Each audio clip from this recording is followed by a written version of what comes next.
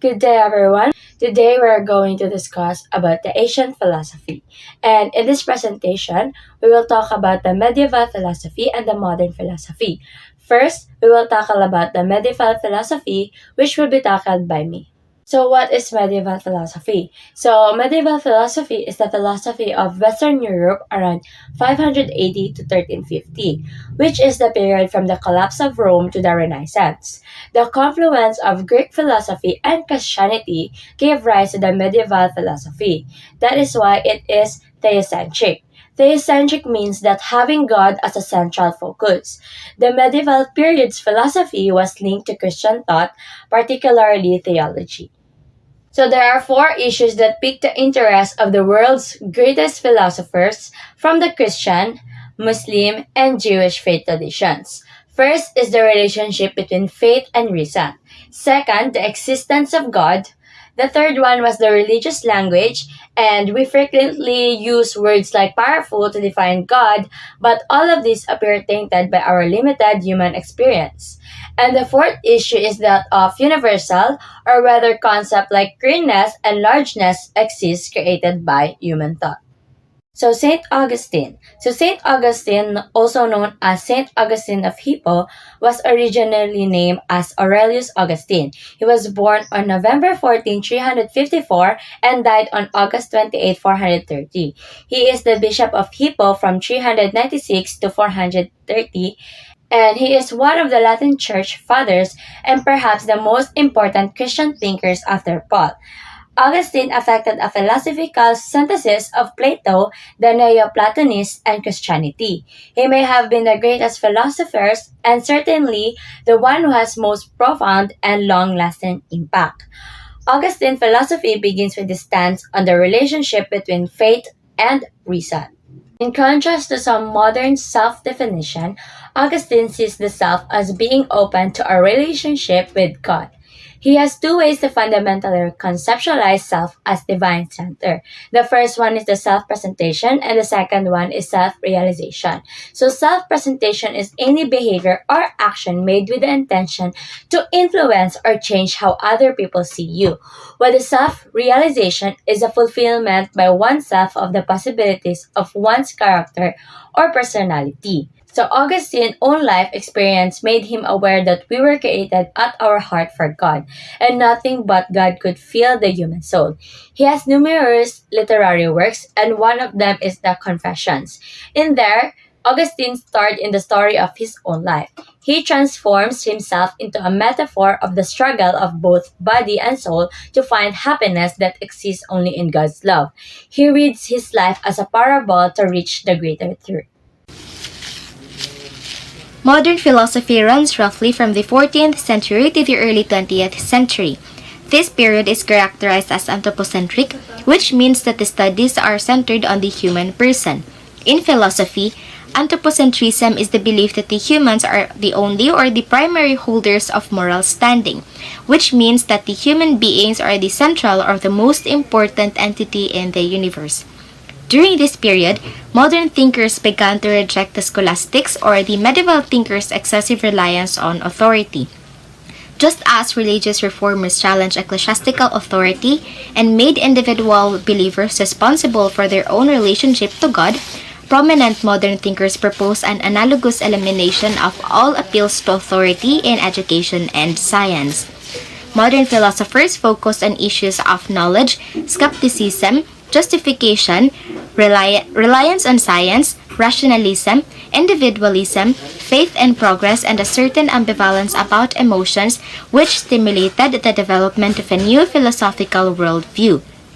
Modern thinkers drifted away from abstract speculations in life after death and developed an intense interest in the visible world and in knowledge derived from concrete sensory experience. In this new philosophical worldview, experience and reason became the sole standards of truth. Let us now begin discussing some of the most influential modern philosophers. First, we have René Descartes. The French philosopher René Descartes was a devout Catholic, a pioneering mathematician, and one of the most influential philosophers in history. René Descartes has often been credited with being the father of modern philosophy because his ideas departed widely from the current understanding in the 17th century, which was more feeling-based. He was a rationalist who is famous for his statement, cogito ergo sum, which can be directly translated to English as, I think, therefore I am. When we say rationalist, there are those philosophers who argued that knowledge must begin from certain innate ideas in the mind. For Descartes, human identity is self-awareness. He believes that the self is a thinking thing, that a person, a self, is a thinking, intelligent being that has the ability to reason and reflect. Applying an original system of methodical doubt, he formulated the intuition that when he is thinking, he exists. Despite the fact that he is doubting the existence of everything physical, including his own body, has led him to the conclusion lay in being a thinking being, because even he can doubt whether he has a real body or it's just a trick of his sense. One thing he cannot doubt is that he is thinking. Hence, his statement, I think, therefore I am, emphasizes the consciousness of his mind, which led him to an evidence of his existence. For Descartes, the act of thinking about self, of being self-conscious, is in itself proof that there is self. He also believed that an identity has two distinct entities. First is the cogito, or the thing that thinks, or the mind, and second is the extensa, or the extension, or the body. So, for Descartes, the body is nothing else but a machine that is attached to the mind. The human person has it, but it is not what makes a man a man. So, according to Descartes, the mind is the thing that formulates a thought or an action, and the body is nothing but a machine that emits the action. René Descartes also formulated the idea of dualism. In dualism, the spiritual self, which is governed by the laws of reason and God's will, surpasses the physical self that is governed by the laws of nature. Yet, the intimate connection between the soul and the body is undeniable. Next is John Locke. John Locke was an English philosopher whose works lie at the foundation of the modern philosophical empiricism and political liberalism. He was a British empiricist philosopher. In contrast to being a rationalist, empiricists held that knowledge must begin with sensory experience. He believed that the human mind at birth is tabula rasa or a blank slate. According to John Locke, all the materials of reason and knowledge are derived from experience. For him, the self is comparable to an empty space, and such empty space will be provided with sensory data through the encountered experiences of an individual. Furtherly, he believed that reason plays a subsequent role in helping to figure out the significance of our sense experience and to reach intelligent conclusions. However, he opposes the idea that reason is the only way of looking at the self. According to Locke, knowledge and reason is based on the careful observation of sense experience and memories of previous experiences. Therefore, according to Locke, knowledge and reason originates in our direct experiences and acts as a final court of judgment in evaluating the accuracy and value of ideas. Locke also believes that self is consciousness. In one of his works, he stated that consciousness is the perception of what passes in a man's own mind. We can agree that this simply means that consciousness equals memories. Therefore, Locke tells us that our memories give us our identity. He added that self is not necessarily embedded in a single substance or soul, but exists in space and time. Locke holds that consciousness can be transferred from one soul to another, and that personal identity goes with that consciousness. Locke emphasizes the concept of a person's memory. For him, our identity is not only locked in our soul, mind, and body, it is also in our memories. Our body changes, but as long as this consciousness can be extended backwards to any past actions or thoughts, so far reaches the identity of that person. It is the same self now as it was back then. So, for John Locke, conscious awareness and memory of previous experiences are the keys to understanding the self. David Hume, empiricist, skeptic, and nihilist Scottish philosopher, in his search for the truth, found that there is no self, that the self is just a bundle of different perceptions in an inconceivable rapidity and perpetual flux and movement. The self, having two distinct entities, impression and idea, explain his concept on the self. Impressions, these are the basic sensations of experiences, while ideas are the copies of our impression forming a fleeting stream of sensations, concluding that in life there is no constant and invariable self that exists as a unified identity.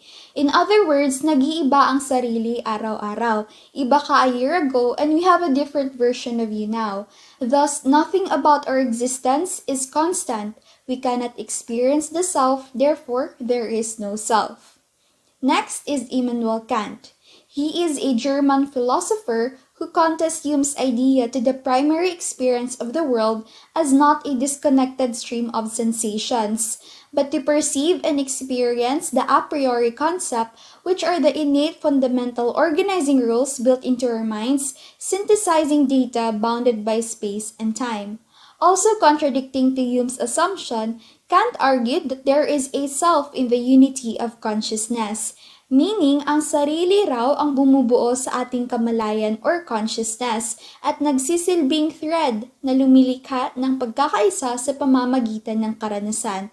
Like in a sports event, maybe what you only see are a collection of players, failing to notice them as a team, which corresponds to the self, who creates unity among each player. The man you see here is Sigmund Freud. He was the founder of the psychoanalytic school of psychology, making him the most influential figure when it comes to psychology. For him, the self is multi-layered. Ito yung conscious and unconscious levels of the self. The unconscious contains the basic instinctual drives or the pleasure principle, including sexuality, aggressiveness, self-destruction, and so on. It is characterized by the most primitive level of human motivation and human functioning. Conscious, on the other hand, is governed by the reality principle. At this level, behavior and experience are organized in a rational way, appropriate to the social environment. It considers the realistic demands of the situation, like the consequences of our actions. Next up, Gilbert Ryle, a physicalist who was born on August 19, 1900s in Sussex, England. Highlights of his words are as what follows. Behaviorism, no more dichotomy by denying the inner selves, immortal souls, states of consciousness or unconscious entities. The self is defined in terms of behavior that is presented to the world. The self is a pattern of behavior, the tendency or disposition for a person to behave in certain way in certain circumstances. His approach to the body over mind problem is to focus on the qualities of the self that we can witness rather than deny or ignore the existence of non-physical self. Ryle's opinion is that statements including mental words may be converted to subjunctive conditionals regarding what the individual will behave in various circumstances without losing their meaning. Therefore, in easier explanation, Ryle believes that what human thinks, human does. Next, Paul Churchland, who is also a physicalist, is a Canadian philosopher who specializes in mind and neurophilosophy. On October 21, 1942, Churchland was born in Vancouver, British Columbia, Canada. Eliminative materialism, grounded in neuroscience, and the mind or self is the brain. The eliminative materialist points to the widespread explanatory, predictive, manipulative failures of folk psychology. Eliminative materialists argue that the central tenets of folk psychology radically misdescribe cognitive processes and have no role to play in serious scientific theory of the mind because the posits speak out nothing that is real. Therefore, Churchland believes that folk psychological concepts as such, beliefs, desires, pains, perception, thoughts, etc. are unreal, and claims that only what brain states, processes, inputs are real. Next, Edmund Husserl, born on April 8, 1859 in the town of Prosnitz in Moravia, is one of the most significant philosophers of the 20th century and one of the main founders of phenomenology. Despite the fact that he was not the first to create the word, Edmund Husserl, Martin Heidegger, Maurice Merleau-Ponty, John Paul Sartre, and others started the philosophical tradition of phenomenology in the first part of 20th century. We experience ourself as a unity in which the mental and physical are seamlessly woven together. The distinction between thought and body is a result of misguided thinking, according to him. As he quoted, the basic truth is that we must see ourselves as a whole. The mental and bodily aspect of ourselves are seamlessly woven together. Maurice Merleau-Ponty. Merleau-Ponty was a French philological philosopher that was born in March 14, 1908 and died in May 3, 1961. He believed in the lived body, an entity that can never be objectified or known in a complete objective sort of way. As opposed to the body as object of the dualist, there is no duality of substance but a dialectic of living being in its biological milieu. In the work of Merleau-Ponty, The Nature of Perception and the Structure of the Behavior, Merleau-Ponty explains thoroughly that judgment may interpret a perception of connection between any things of perception, and may describe deductively, though interpretation that there is a sign of object through sensory perceptions. But judgment is not one or the other an absolute coherent action, nor an absolute tactile action. Both Herschel and Merleau-Ponty agree that our living body is a natural synthesis of mind and biology, which states that embodied subjectivity, the idea that self is not a concept but a combination of body and mind that cannot be separated to live in a stimuli and existence. Merleau-Ponty emphasized that his emotions, thoughts, flesh, and experience are all in one to express the perceived world, which denies the concept of Cartesian dualisms. To conclude, here are the important points or takeaways from the discussion that we had. Medieval philosophy. The confluence of Greek philosophy and Christian gave rise to medieval philosophy. Saint Augustine. Augustine sees the self as being open to relationship with God. He has two ways to fundamentally conceptualize self as a divine-centered self-presentation and self-realization. Modern philosophy. Modern philosophy believe that genuine knowledge has to be based on independent rationality, equity, and real-world experimentation rather than dependent on knowledge handed down by authorities. René Descartes. The act of thinking about self-being and self-conscious in itself proved that there is self. John Locke. Conscious awareness and memory of previous experience are the keys to understanding the self. David Hume. Scottish empiricist, skeptic, and nihilist found no such impression and idea of self, thus the self does not exist. Immanuel Kant, a German philosopher who agreed with Hume's idea of that self, believed that the entire concept precedes the sensation of experience and exists independently. Sigmund Freud, the founder of the psychoanalytic school of psychology, who philosophized the self as a multi-layered with two levels of human functioning, the conscious and unconscious.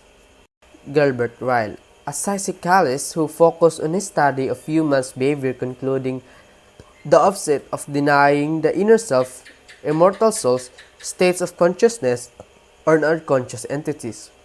Paul Montgomery Churchland, a Canadian philosopher who specialized in mind and neurophilosophy, claims that no material possession psychological framework is widely inaccurate and erroneous view of human behaviors, causes, and the nature of cognition, but also a full distortion of our interior states and actions. Edmund Husserl, one of the most famous significant philosophers of the 20th century and one of the main founders of phenomenology, is known to be the father of phenomenology. Maurice Merleau-Ponty.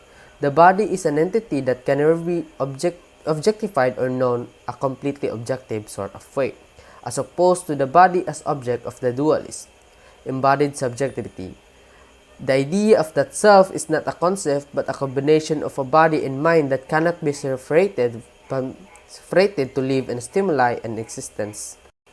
That would be all for our report on ancient philosophy. Thank you.